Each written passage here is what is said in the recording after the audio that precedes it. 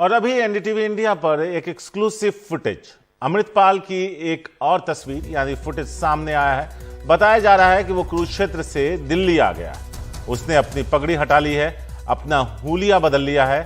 अमृतपाल और पप्पल प्रीत 21 तारीख को दिल्ली में देखे गए। उन्होंने सीसीटीवी से बचने के लिए मास्क लगा रखा था। ये वही तस्वीर है जो हम आपको एनडीटीवी इंडिया पर दिखा रहे हैं। सौरभ शुक्ला है हमारे साथ। सौरभ, कैसे पता चल पाया कि ये वही है जिसकी तलाश पुलिस पिछले एक हफ्ते से ज्यादा वक्त से कर रही है? देखिए, जो पुलिस है, पंजाब पुलिस और दिल्ली पुलिस पिछले 3 दिनों से एक जॉइंट ऑपरेशन कर रहे हैं। और जब ये तस्वीर आई, पहली तस्वीर आई थी कि वो 20 तारीख को अमृतपाल कुरुक्षेत्र बस स्टॉप में देखा गया था, उसके बाद से ही इस बात की सूचना थी दिल्ली पुलिस को, और पंजाब पुलिस ने सूचना दी थी दिल्ली पुलिस को, अलर्ट भी किया था कि वो कुरुक्षेत्र से दिल्ली पहुंचेगा। तो हम लोग लगातार इस बात की तस्दीक भी कर रहे थे कि कुरुक्षेत्र से बस में बैठकर वो यहाँ कश्मीरी गेट बस अड्डे पहुंचे, और कश्मीरी गेट बस अड्डे के भी काफी सीसीटीवी फुटेज खंगाले पंजाब पुलिस और दिल्ली पुलिस ने। उसके बाद ये सीसीटीवी फुटेज सामने आया है, और जैसा कि हम लोग पहले दिन से ही कह रहे हैं कि अमृतपाल लगातार अपना हुलिया बदल रहा था, भेष बदल रहा था। पहले उसने कपड़े बदले, अपनी पगड़ी बदली, पहले नीली पगड़ी से गुलाबी पगड़ी, और फिर इस फुटेज में आप देखेंगे कि अमृतपाल ने मास्क लगाया हुआ है। मास्क लगाने के अलावा उसने अपनी पगड़ी हटा दी है। उसके लंबे बाल आप देख सकते हैं, वो अपने बालों में हाथ भी मारता है, और उसके पीछे उसका सबसे करीबी साथी पप्पल प्रीत चल रहा है। तो ये दोनों ही 21 तारीख को दिल्ली में थे। इस बात की तस्दीक हम कर रहे हैं, इस बात की तस्दीक एजेंसीज भी कर रही हैं, और दिल्ली से आगे वो कहाँ गया है इस बात की अभी तक जानकारी नहीं मिली है।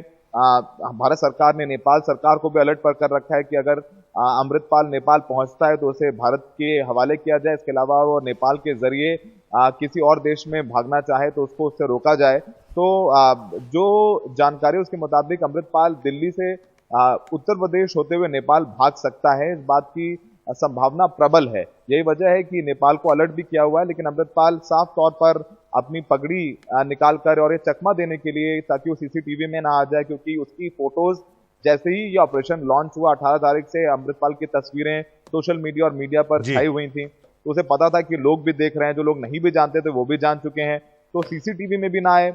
और आपने देखा कि कुरुक्षेत्र में वो छाता लेके चल रहा था सीसीटीवी से बचने के लिए। यहाँ पर उसने मुंह पर मास्क लगाया हुआ है, अपनी पगड़ी उतार दी, ताकि कोई ये समझे ही नहीं कि वो सिख है।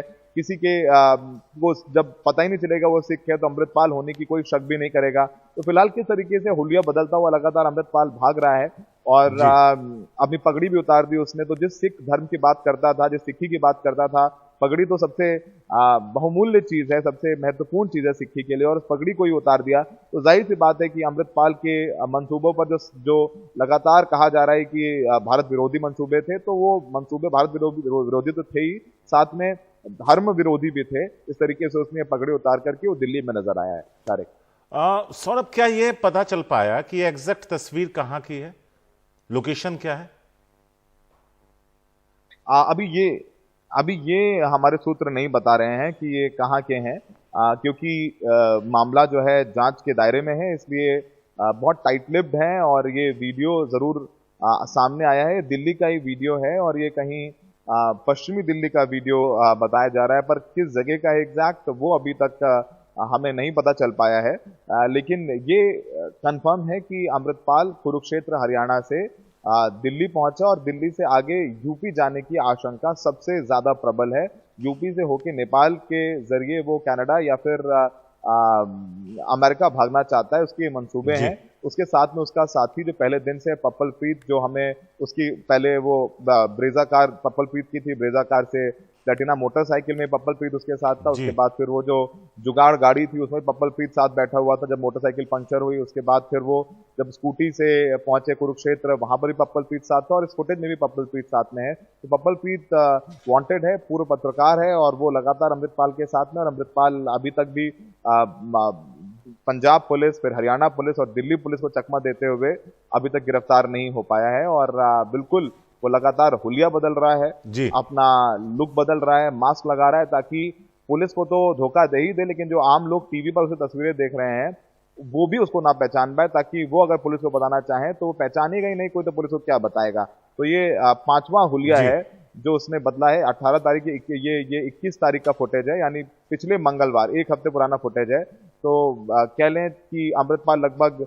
पुलिस से 5-6 दिन नहीं तो एक हफ्ता तो आगे चल ही रहा है।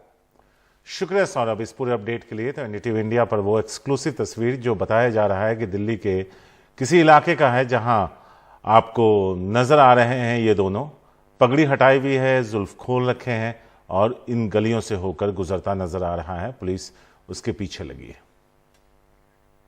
तो भगोड़ा अमृतपाल अब तक पुलिस के हत्थे नहीं चढ़ा, जो हम आपको बता रहे थे। उसके नेपाल भागने की भी आशंका जताई जा रही है।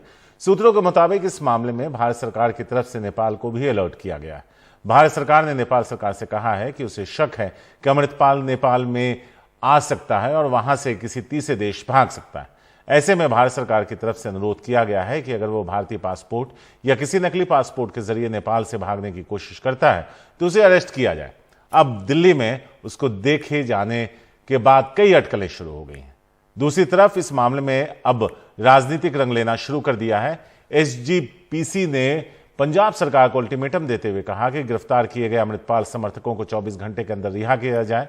एसजीपीसी ने आरोप लगाया कि अमृतपाल के बहाने सिख समुदाय को बदनाम करने की कोशिश की जा रही है। अकाल तख्त की तरफ से यह बयान जारी कर कहा गया कि हिंदू राष्ट्र की बात करने वालों पर एनएसए के तहत केस दर्ज क्यों नहीं होता, और इस मामले में अगर अमृतपाल समर्थकों की रिहाई नहीं की जाती तो शांतिपूर्ण तरीके से इसका राजनीतिक जवाब देंगे। आपको बता दें कि पंजाब सरकार ने अब तक अमृतपाल से जुड़े 207 लोगों को हिरासत में लिया है, जिनमें से 177 को पुलिस ने बाद में रिहा कर दिया। शुक्रवार को पंजाब पुलिस ने गिरफ्तार किए गए 44 लोगों को रिहा कर दिया था।